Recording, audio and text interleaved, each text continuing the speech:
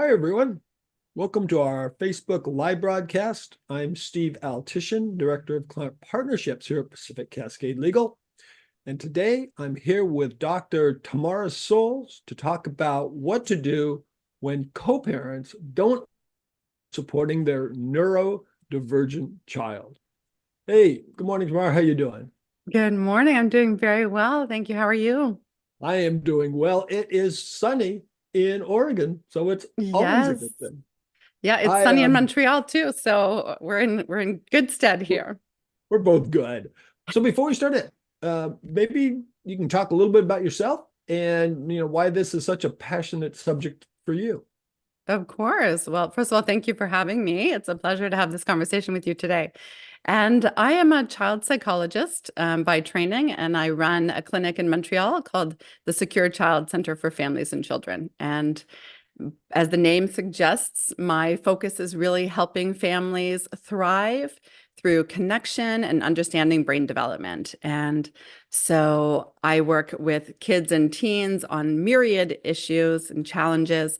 But one of the things that I really enjoy doing is helping families thrive and to take sort of the day-to-day stressors out of their lives and find a way to find a peaceful path forward. And I did my PhD in child clinical psychology and trained at Children's Hospital Los Angeles for my internship and postdoctoral training, where I specialized in early childhood mental health. And from there, I really just wanted to find all these different ways of supporting families to, as I said, thrive in ways that we often find sort of off the beaten path. So divorce and separation and helping families navigate such a tricky road is something that I see as a privilege because, in the midst of something that is so fraught and challenging and such a vulnerable time for families, I feel privileged to be able to provide some guidance to support their children and ultimately help their family in this new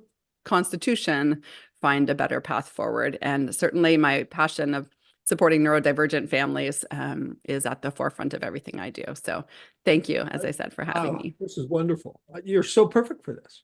Well, thank you. So I am going to start with sort of the, I don't know, psychology 101 question, which Yeah. is what is neurodiversity? Yes, it's a great place to start. Neurodiversity really is just a biological fact. It's not a movement or a political statement. It's just a biological fact that says that all of our brains are wired differently. We're wired due to a combination of our genes and our experiences in life. And so each of those things wires our brains in unique ways. But for some people, there is a pattern of how their brains are wired that is more consistent with something that we might see in the world that we associate with a particular condition, such as Yeah. ADHD, autism, giftedness, sensory processing differences, all kinds of things, dyspraxia.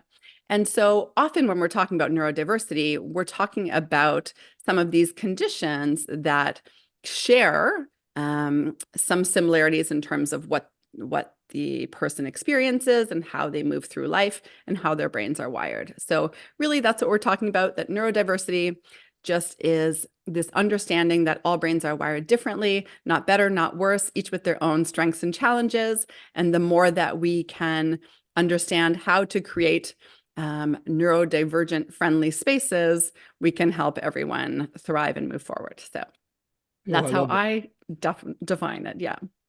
It makes sense. Yeah, I got to tell you, my kid, when he was in school, would take math tests, Mhm. and they would give him the math test, and he would get it right, but he would never write anything down or do any of the steps. Yep.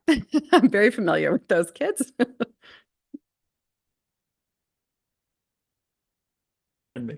So I really like that, and that kind of leads into, the importance of understanding your neurodivergent child. I mean, that's understanding that is the first step. 100%. And, that's really tricky because it's not been that long that we as a society have been trying to understand neurodiversity from this perspective, right? Of this strength-based perspective.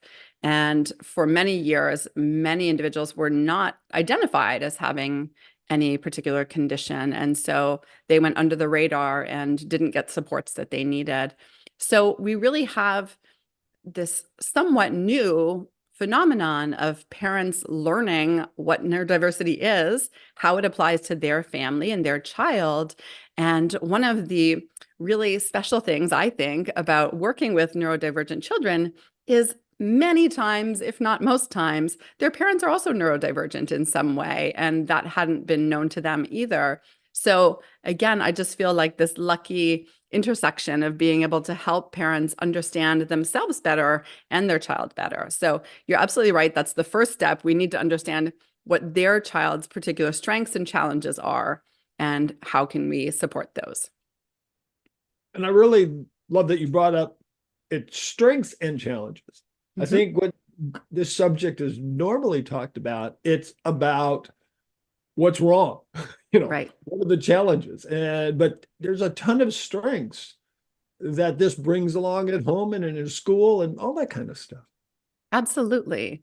Absolutely. And there's so many myths around various conditions, autism being one of the ones that has so many myths around it. And, an example that I often use is that I prefer to think about them as differences rather than deficits, because the deficits are simply based on what a cultural norm, has the standard that a culture has decided, but there's nothing to say that that standard is better or worse, right? Yeah. We tend to think about, some habits that many neurodivergent individuals might engage in, which are sort of self-calming and self-regulatory movements, for example. So rocking or maybe flicking their fingers.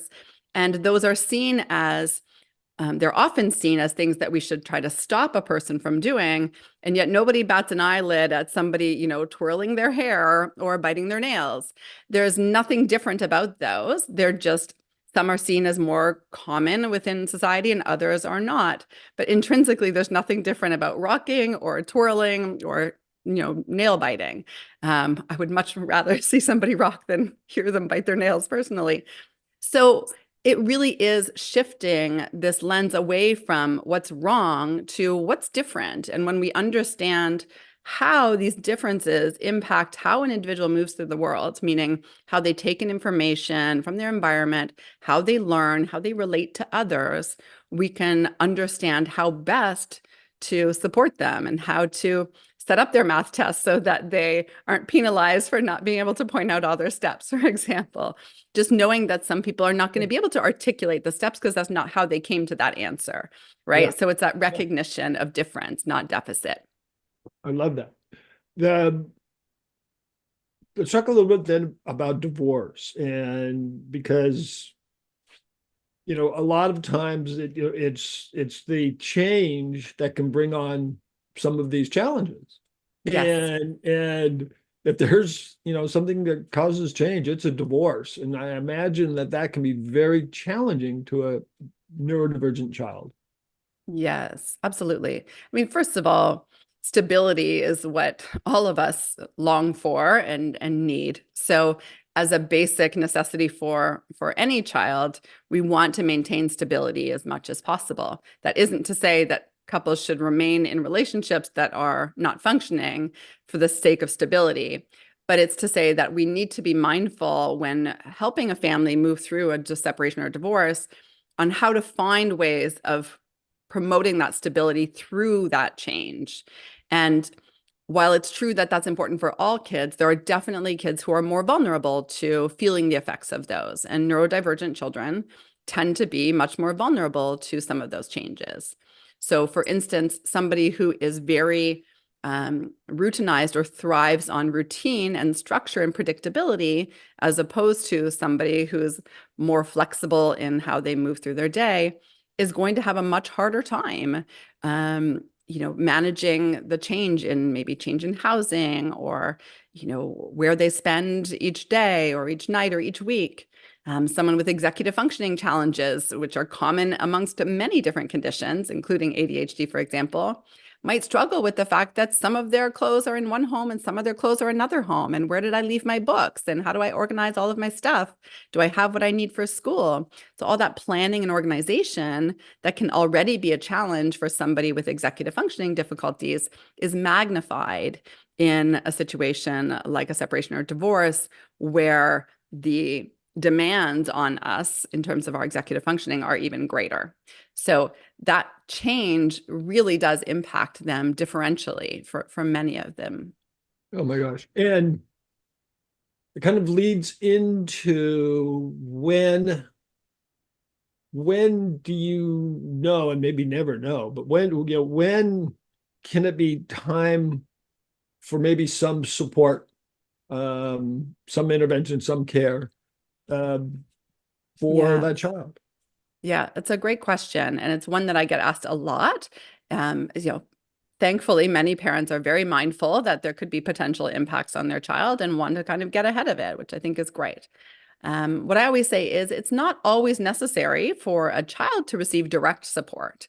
Some children may need it, but what can be very helpful is just as parents consulting with somebody, whether it's a social worker or a psychologist or somebody who can just help you navigate, because really ultimately it's the parents who are going to enact the things that will provide that stability and that sense of connection and support. So I often start with the parents and say, let's have some meetings and talk about how to navigate this, whether it's how to tell them, whether it's how to prepare them for the change, whether it's how to react to the changes that we would normally expect to see in children navigating divorce. All of that we can support the parents through, and definitely conflict, which I know we'll get into a little bit more. But again, that's something that we can support the parents through.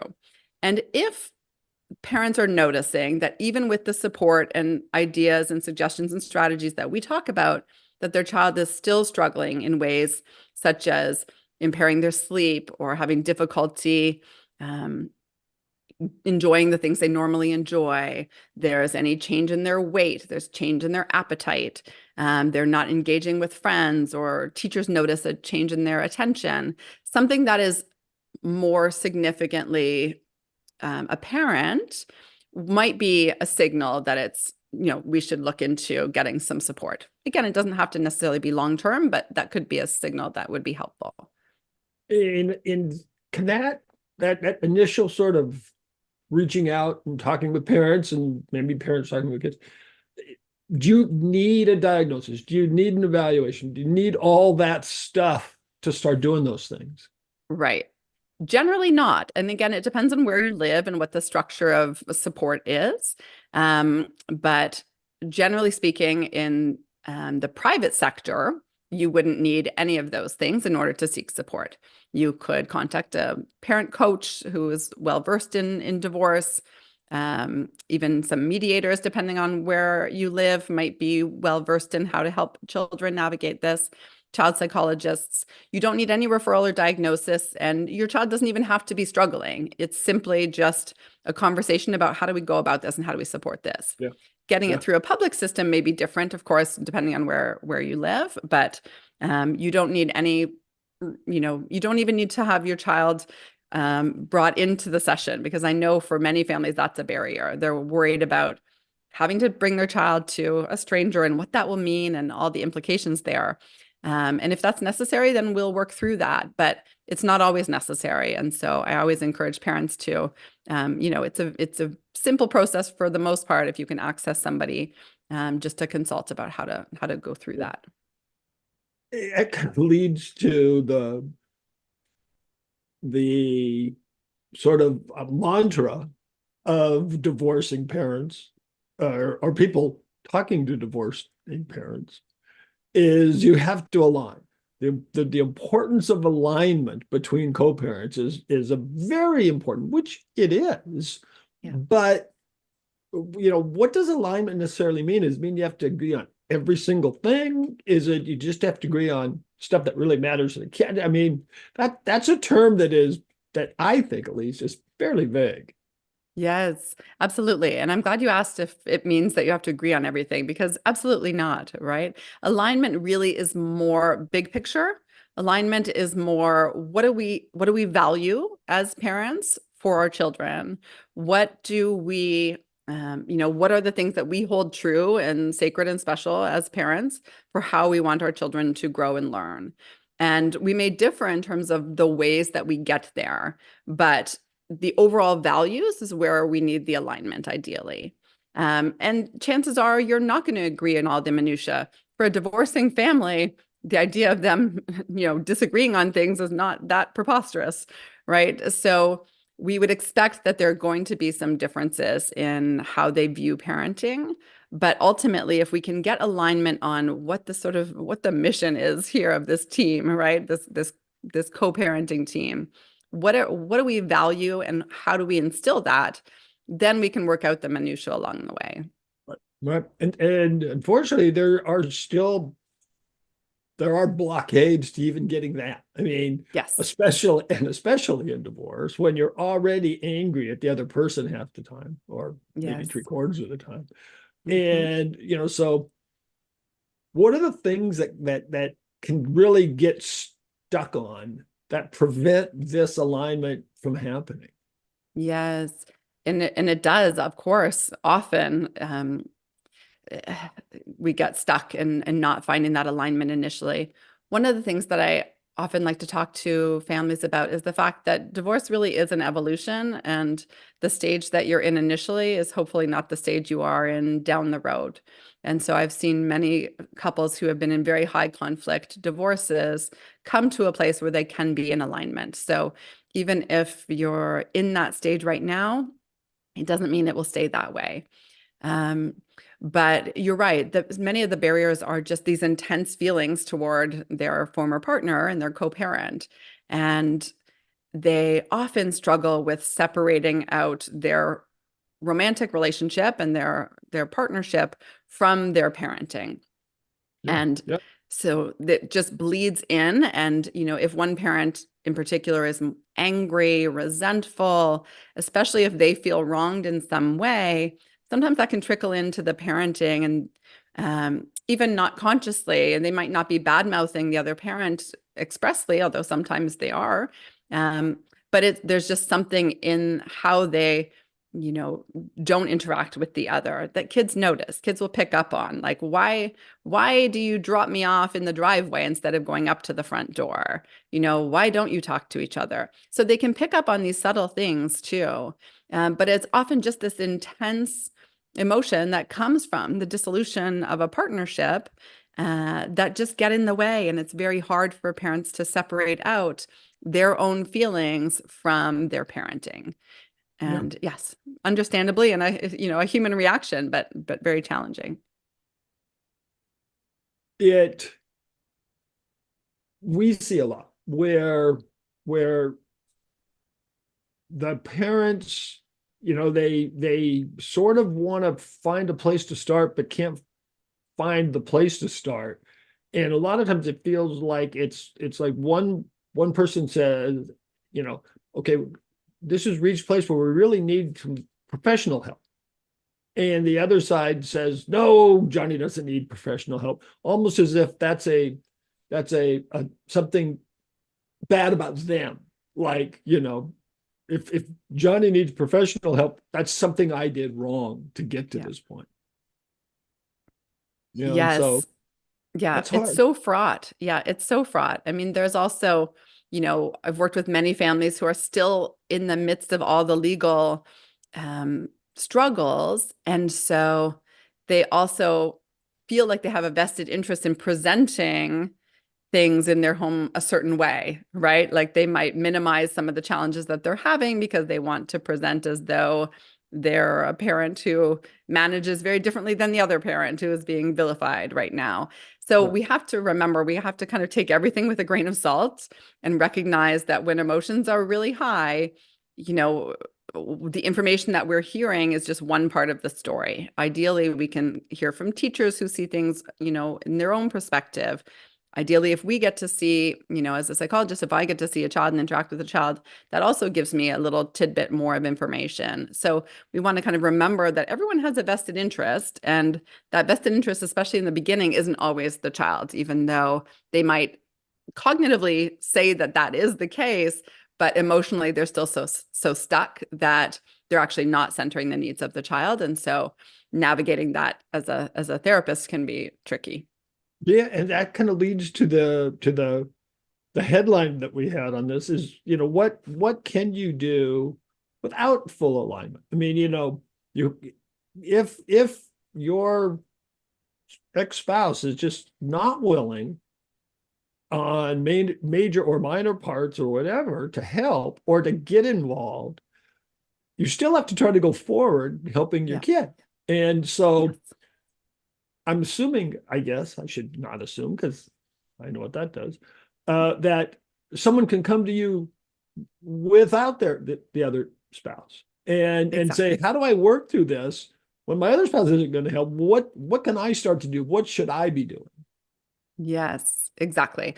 So that's it. One of the things that I talk to a lot of parents who are struggling with having a partner who's not in alignment or cooperating with them in a way that they would hope is that there is some grief of letting go of the notion that you have control over what this other person does anymore as a parent. You really don't, right? And short of anything significantly abusive, traumatizing, or harmful, you don't have control over how much screen time the other parent gives, how much candy or sugar. And it can be really hard for parents to realize that half the time, or whatever proportion of time, they no longer have a say on how their child navigates that day to day.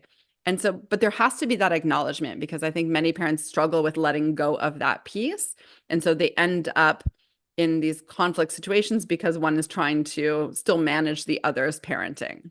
And I think, yeah, please go I was just ahead. going to say, when other people are in conflict, and especially like I say, high conflict, but even in conflict, that gets to the stability because like you were saying, stability is a big thing that's needed. Yeah, And how can one person put stability into their child's routine without yeah, the other person? There's got to be some right, way to try to do that. right. Well, and I think so ultimately, when I help a parent see that maybe in this case, we're not at the stage of collaboration and alignment that we would wish. And we accept that. It's hard to accept, but we accept that. And there's some grief, like I said, that goes along with that. But then we can focus on what do we have control over and recognize that what we still have control over is still a whole heck of a lot and still very meaningful and impactful for a child. So even if it's 30% of the time or whatever the percentage is, having something consistent and rooted for that portion of time still is very impactful and can negate a lot of potential challenges and impacts. So when we focus on our own, on our own stuff in our own home and our own parenting, and we allow that to be what drives us forward, number one, that helps provide the stability for the child. And number two, often that does lessen some of the intense emotion that might open the door for collaboration down the road if one parent isn't feeling sort of attacked all the time or questioned all the time. So we just focus on how do we help you build that consistency as much as possible? How do we help you understand that maybe when the child comes back to you, they're going to need a whole lot of just support in decompressing from just that transition alone potentially, or whatever's happening in another home. So how do we set you up to be that safe base, right? That safe harbor, right? Which is really the crux of attachment, right? Attachment doesn't mean they're with you all the time. Attachment means they go out into the world and experience things. Some are positive, some are not, but then they have that to come back to. So in that case, when you don't have alignment, you still can foster that safe base from which your child moves. So you can then help them process the things that happen in the other home. That's a whole other conversation and how much you can do that or how and why, but you can be that, safe person for them. You can help them decompress. You can help them understand why transitions are hard for them and offer that compassion, that curiosity about what it's like for them, what their experience is like, and have that routine and sort of soft structure that a child needs. So there's a lot that we have control over, even if we don't have alignment. And again, I just come back to this notion of we may not have alignment right now, but that doesn't mean that we can't get there down the road. And I love that because we see that a lot where I'm not going to do this, I'm not going to do this, but it gets done. And, because often it's the person who's really driving it is also has some the custody and can make some things happen, which help. But after a while, when they see improvement or they see a change or they just start to, oh, okay, this isn't so bad. This isn't so bad. This isn't so bad. So it's like little victories, baby steps sometimes it feels like. Yes, that's it. We know from the research that the biggest impacts from divorce don't come from the dissolution of the marriage as much as it comes from the conflict that occurs in the process. And so when we can try to shift away from that conflict and just kind of focus on the stuff that we have control over, that can really benefit our child. And in particular, as I said, understanding how for a neurodivergent child, we need to shift things in the environment that they might be particularly sensitive to help support them through that. Again, that's paramount for those kids as well. That even kind of goes to their school stuff. 100%. Yes. Yeah. And I'm imagining that even again, without total alliance, there's things you can do through your school that can help. Absolutely. Making teachers aware that your child is going through, this change and your family is navigating this change, and can they keep an eye out, or even fostering added connection time, maybe having special one-on-one time with a teacher they really like weekly, identifying somebody in the school like a counselor that they can speak to and inviting them to take advantage of that if they need to. And just recognizing that it might impact their attention for a while or their organization. Again, as I said, papers being sent to one home or another. So just recognizing and having those conversations with the school so that you can partner together is important. Yeah. And then you can sort of, it feels to me like I'm calling it a referee. That's not quite right. But someone may be going to you, maybe speaking with their teacher, maybe speaking with a behavioral analyst or something like that. And it feels like someone needs to be there to have the alignment between the professionals, because sometimes that breaks down. Yes, it's very true. And it gets tricky, as I know you're familiar with in the legal world. It gets tricky when we're serving a role as a therapist, and then people try to bring you in different roles, and that gets complicated. But it is tricky, but we do need to have as much as possible. I always try to think of it as a team, right? Whether it's school, parent, child, and professional, there needs to be a team that's all centering the child's needs and in communication as much as possible. Yeah. Yeah. If they don't know what the other one's doing, then it's hard to do that. 100%. Yeah. Yeah. I like that. God, we just blew through this time. Unbelievable. We're gonna do another. We need to. Sounds great. It's so much more we can talk about. There's so much more we can talk about. Just one of the things that we didn't hit because I knew it wasn't going to work are just working with the school. And this thing out there called an IEP that people kind of go, what the heck? So we will come back. But before we go, before I thank you, is there something we didn't hit, or just something that, if you go away from anything today, don't go away with this? Great question. All of my work is guided by compassion and curiosity. And I think that if parents can remember those two C's, the compassion and curiosity, it helps a lot, because they're going to need it themselves through this process, right? They're going to mess up. They're going to make mistakes. We all do. And especially when we're in highly emotional situations, we're not going to follow everything to the T that we wish we would. So extend your self-compassion as you go through, because you're evolving too in this process, and you're reconstituting what family means for you. And extend your child some compassion, because you're going to see changes in behavior and emotions and so on. and just get curious about why you're reacting the way you are, why your child's reacting the way you are. And if you can center those things, then I think it keeps the focus in the right place and helps everyone move forward. I love that. I love that. There's an old science fiction movie that I love. And one of the characters goes, when it's a tough time, goes, never give up, never surrender. Yes, exactly.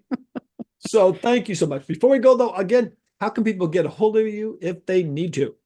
Oh, absolutely. They can visit my website, which is drtamarasoles.com. So drtamarasoles.com. And all of my contact information is there and all my socials and all that good stuff. Thank you. All right. Again, Tamara, thank you for doing this today. It has been my pleasure. Yeah, thank you for having me. We will have you again. So this was great insight that people that I can, you made it in a way I could understand it. And so that's a great thing to do. And everyone else, I want to thank you for joining us today. Of course, if anyone has any further questions, you can topic or hit us. We can get you connected with Tamara. And in any case, everyone stay happy, stay healthy, and be happy